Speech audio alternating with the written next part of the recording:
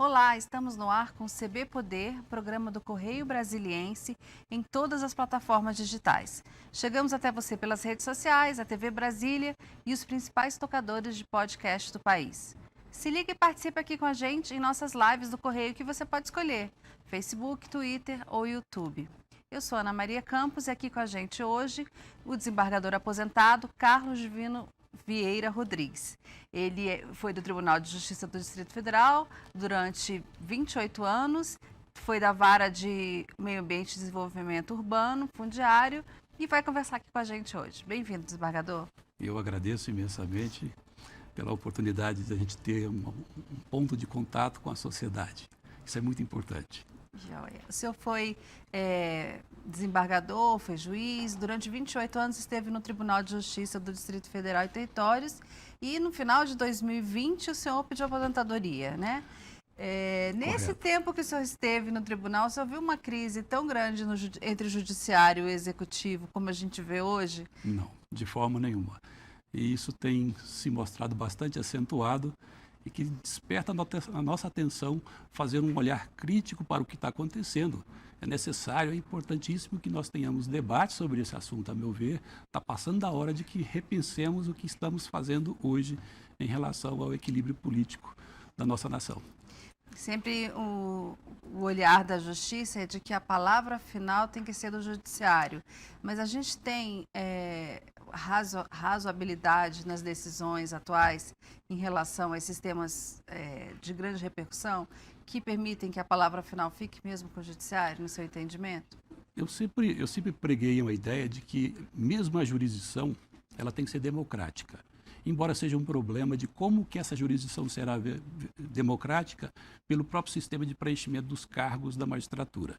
Então, se nós temos ordinariamente na primeira instância o preenchimento mediante concurso público, nós temos na ponta, nos tribunais superiores, um preenchimento que é feito por critérios políticos. E critérios políticos, nós sabemos, leva consigo a alma de quem tem o poder de fazer a nomeação. E isso, a meu sentir, torna disfuncional a nossa justiça superior. E aí, a saída, então, seria mudar a forma de nomeação dos ministros do Supremo? Como é que o senhor acha que seria o melhor modelo para isso? Essa discussão não é nova. Ela já vem de algum tempo sobre questões como, por exemplo, limitação do tempo de exercício de mandato, né? Fixação de limites para mandatos de ministros dos tribunais superiores. Devemos também repensar, penso eu, a forma como se dá o processo de escolha e nomeação de ministros, porque a Constituição determina que a nomeação recairá sobre brasileiros de notável saber jurídico e ilibada reputação.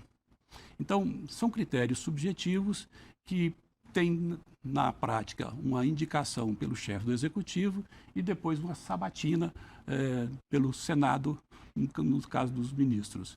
Então, eu acho que nós precisamos repensar de uma forma que haja um reequilíbrio democrático para que tenha maior participação nessa escolha, além de uma simples sabatina, que às vezes pode ser formal, meramente formal, pelo Senado. Nós tínhamos que ter um debate um pouco mais amplo com a sociedade para que efetivamente o preceito constitucional da idoneidade, da ilibada reputação e notável saber jurídico não fique como apenas um enunciado, mas como algo efetivo, concreto, em prol da sociedade, em prol da nossa democracia. Mas seria uma forma de eleição, uma participação popular na escolha, um concurso público para essas vagas também? Porque o juiz entra passando por um concurso bem severo, bem difícil, né, doutor Carlos Divino? Eu não queria ter a ousadia de dar um palpite, mas eu gostaria de, pelo menos, dizer o seguinte: nós temos que debater. Hoje a gente está vivendo um período que parece que não é mais permitido o debate, e isso encurta muito a nossa visão de mundo. E alguns problemas que poderiam ser resolvidos não estão resolvidos porque tem certos assuntos que viraram tabu. Então, talvez tocar nesse assunto aqui seja um desses assuntos quase proibidos ou pelo menos muito delicados. Mas tomemos, por exemplo, como é que se dá o preenchimento dos cargos na própria magistratura por membros que são egressos do 5º Constitucional. Então, ela funciona basicamente assim. O órgão, o Ministério Público ou a OAB, vai elaborar uma lista sextupla, que é apresentada ao tribunal respectivo, que reduz a uma lista tríplice, para finalmente chegar ao chefe do executivo, na sua liberdade de escolha, escolhendo aqueles 3. Então, tem um processo um pouco mais amplo de participação. E eu acho que quando nós temos um Supremo Tribunal Federal decidindo questões essencialmente importantes para a vida nacional, que elas sejam decididas por 11, sem um debate nacional. Ora, o debate, naturalmente, tem que ser feito no ambiente parlamentar.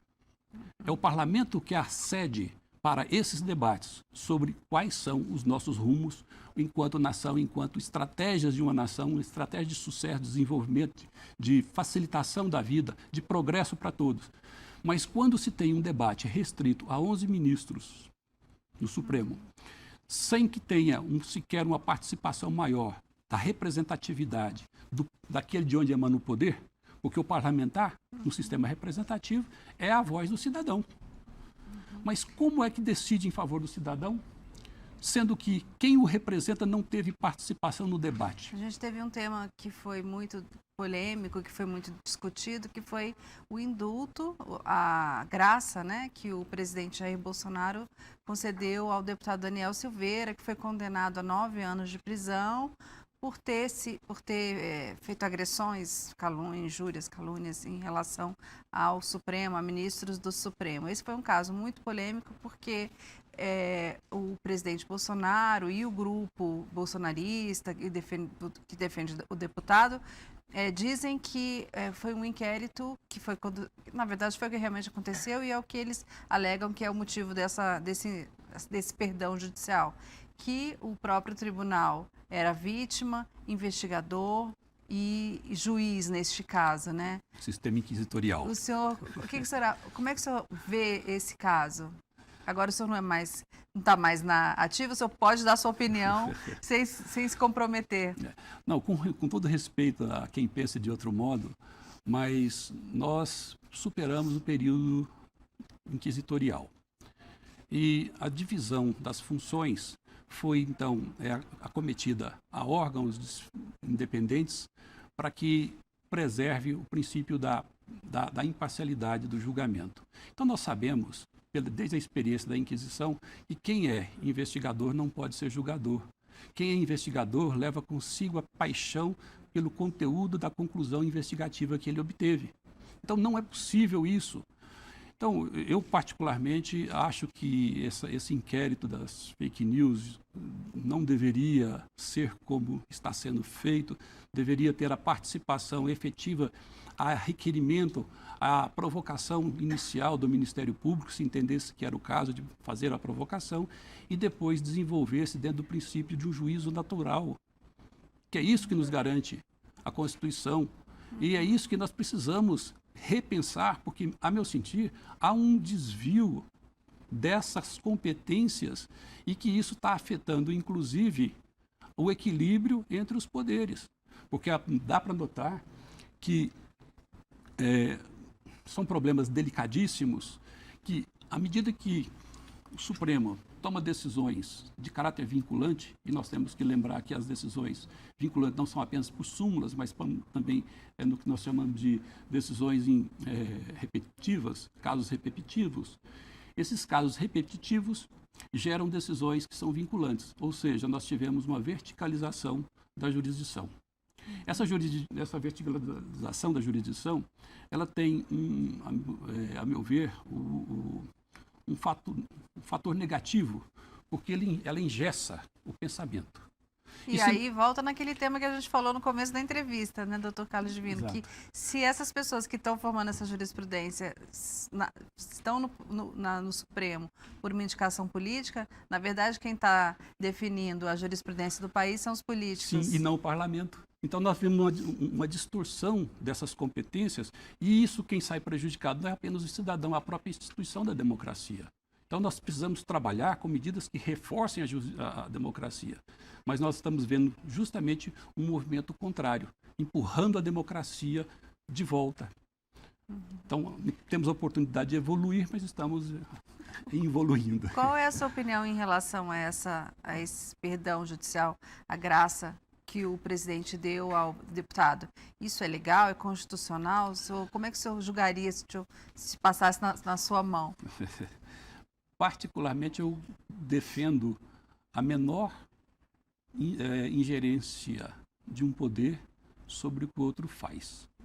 Embora é necessário que haja o controle, nós temos um chamado sistema de freios e contrapesos, então que permite com que um poder, nos seus excessos, seja controlado por outro poder.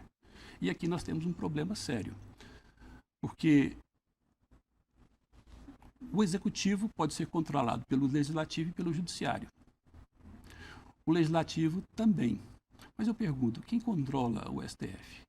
Ah, não tem controle? Existe. Pelo menos tem previsão da Constituição, que compete ao Senado.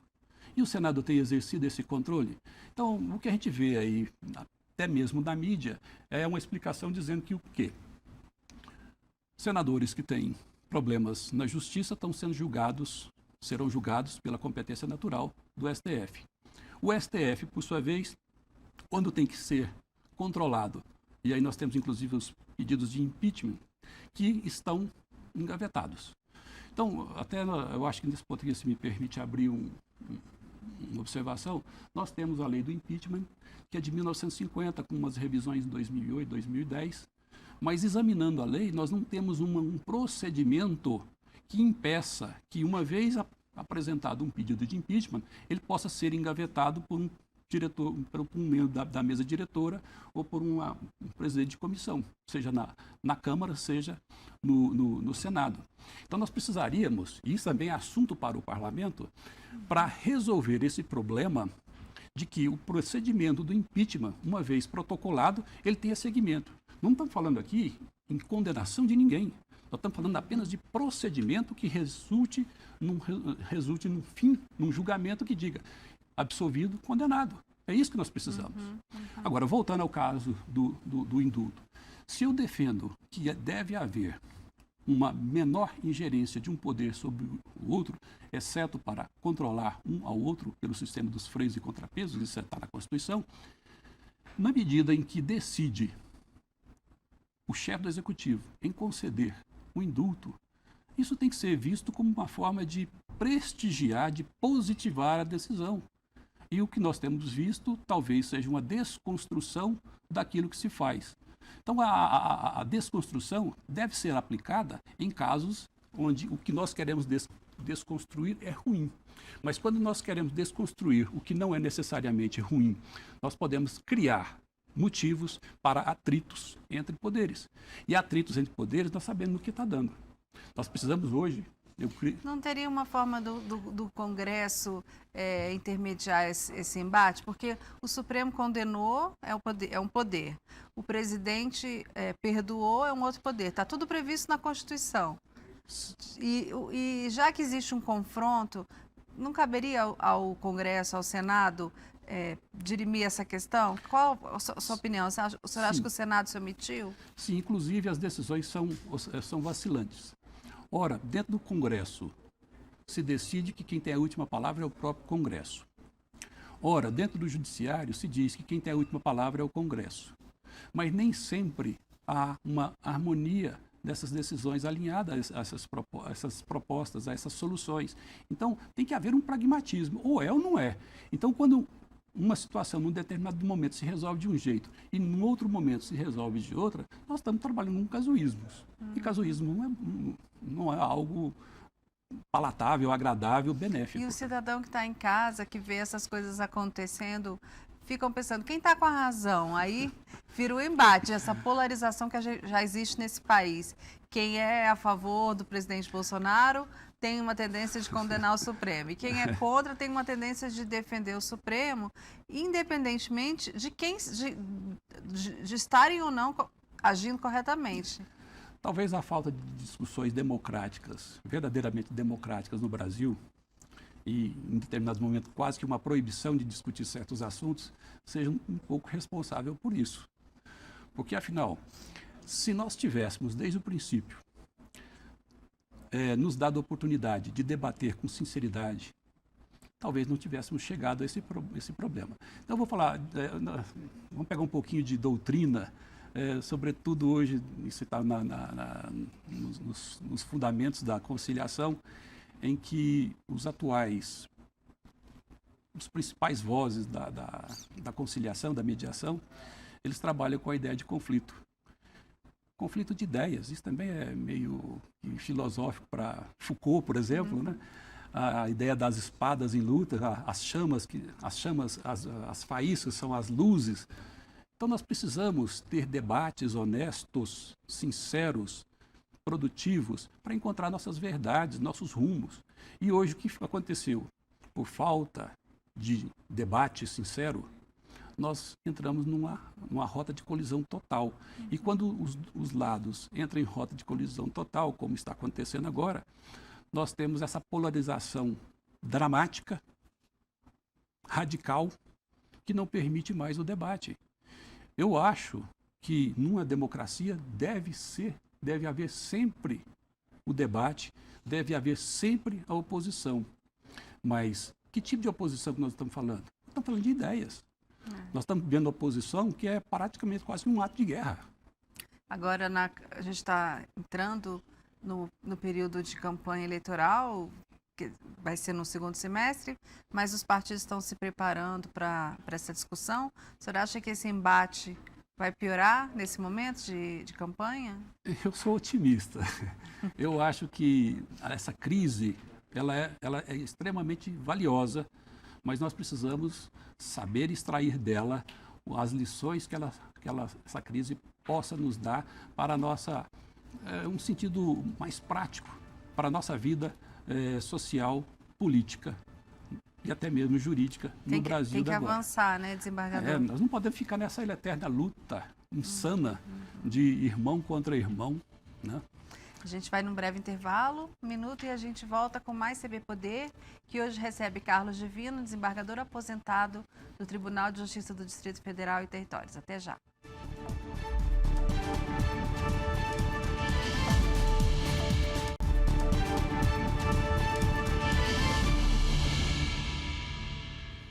A gente volta com o segundo bloco do CB Poder, que hoje recebe o desembargador aposentado Carlos Divino, do Tribunal de Justiça do Distrito Federal e Territórios.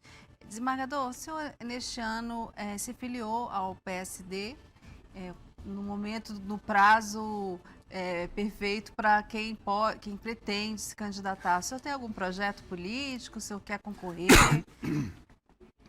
Bem, eu vou explicar. Antes, eu também era magistrado, professor também. Eu sempre tive a oportunidade de dizer aos meus alunos, incentivá-los a entrar na vida política, porque como magistrado eu não podia, mas eu queria incentivar que as pessoas participassem. Por quê? Eu sou um pouco discípulo de Platão, a República, onde ele diz que o castigo dos bons que não querem fazer política será de ser governado pelos maus. Então não existe vácuo de poder, alguém vai ocupar. Então, se você reclama tanto dos políticos que aí estão, talvez seja porque você também não deu a sua cara a tapa. Então eu dizia isso para os meus alunos. Aí quando de repente eu resolvi me aposentar e alguém pega e me devolve isso. Ah, você dizia isso, por que você não vai agora? Aí eu comecei a pensar. Então, o meu projeto inicialmente é o seguinte, eu não posso perder a janela da oportunidade, que é o prazo da filiação. Então, de fato, eu me filiei, mas se alguém me perguntar, você é candidato? Não sou.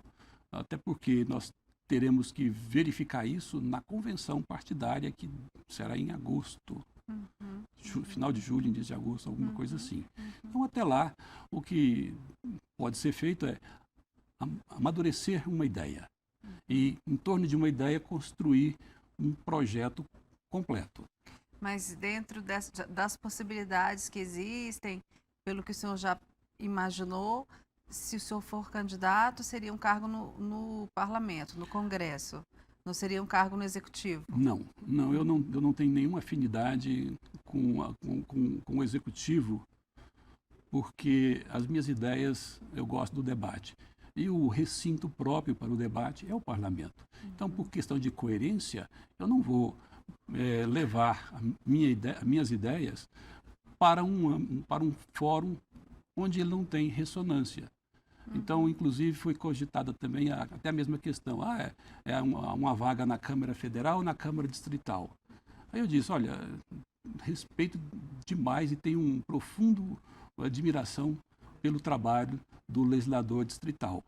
Mas as minhas ideias, o fórum apropriado não é aqui. Então, se eu tiver de fazer algo, é onde possa reverberar.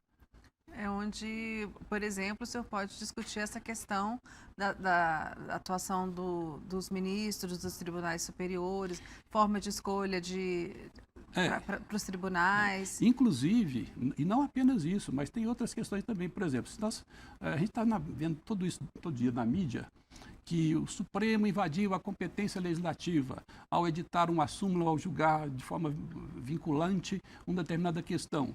E aí nós temos problemas da lei antidrogas, né, que é polêmica, e tantas outras decisões recentes, mais ou menos contemporâneas do STF, que criam verdadeira solução de norma imprópria. Então, de fato, parece que o Supremo tornou-se um legislador impróprio ao decidir de forma vinculante.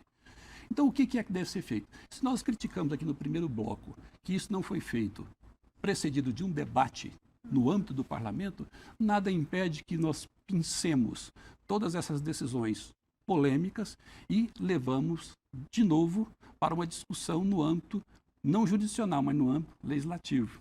Então, nós poderemos ter uma revalorização daquilo que o Supremo decidiu, porém agora numa perspectiva legislativa. O senhor passou um bom tempo numa vara que sempre decidiu temas muito polêmicos em Brasília, que é a vara do meio ambiente, que trata de questões fundiárias. Exato. Brasília é um mundo de polêmicas relacionadas desde a sua origem às questões fundiárias. Essa sua experiência também poderia te ajudar no parlamento para debater temas que são importantes para Brasília? Sim, dependendo de que se trata de um projeto local, né? Então, numa hipótese de candidatura e candidatura exitosa, evidentemente que algumas questões locais terão que ter uma condução pelos seus representantes locais. Então, o Distrito Federal tem 8 vagas na Câmara Federal, né? E esse ano disputa apenas mais uma vaga para o Senado, e são esses representantes do povo, ou representantes do Estado, que terão que debater. Então, evidentemente que alguma questão de interesse local terá que ser tratada na Câmara Federal. Tem alguma decisão sua, como juiz, que o senhor considera assim, que foi a decisão que teve maior impacto? O senhor que é o autor, assinou a sentença. Várias, mas, por exemplo, uma que teve grande repercussão foi a que determinou a desocupação de toda a orla. Foi uma sentença sua, que depois foi confirmada em todas as instâncias, né? E depois executada. Essa é uma das principais. Tem outras que o senhor guarda assim como de muito impacto? Tem. Essa da desocupação, de novo, é uma análise jurídica, mas numa perspectiva de análise democrática. O que é que o cidadão queria a respeito da ocupação? Que mantivesse o estado de privatização ou que fosse, então, estabelecido uma devolução daquele bem público ao uso público? Então, a lei permitia e a interpretação foi essa, de que haveria necessidade, sim, de determinar a desocupação. E foi feita. Então, pode parecer uma decisão um tanto solipsista, mas eu creio que não é mais na medida em que outros julgadores, inclusive superiores, a referendaram e transitou em julgado. Então, eu confio que a decisão foi correta. E pelo que a gente vê na orla, as pessoas caminhando, passeando, felizes, com acesso ao lago, parece que foi uma decisão acertada, né, doutor Carlos Júnior? Eu estou convicto que sim. Estou convicto, então não tenho nenhum arrependimento, nenhum reparo, Se eu pudesse fazer de novo, eu teria feito, faria diferente? Não. Eu acho que quando a gente decide as coisas com coerência, o que se decidiu há 20 anos atrás, e se for repetir hoje, mesmo que não lembremos o que foi decidido lá atrás, nós decidimos do mesmo modo, porque é a coerência. Isso é importante. Tá certo. A gente poderia tratar de vários outros assuntos assim, aqui no judiciário da cidade, mas infelizmente nosso tempo acabou. O senhor vai ser convidado a voltar aqui, doutor Carlos Divino. Será um prazer enorme, como eu disse antes. Nós temos o dever de prestar contas à sociedade. Mesmo como juízes, nós devemos conta àquele de onde emana todo o poder. Muito obrigada. CB Poder fica por aqui. Obrigada pela companhia. Até a próxima. Tchau.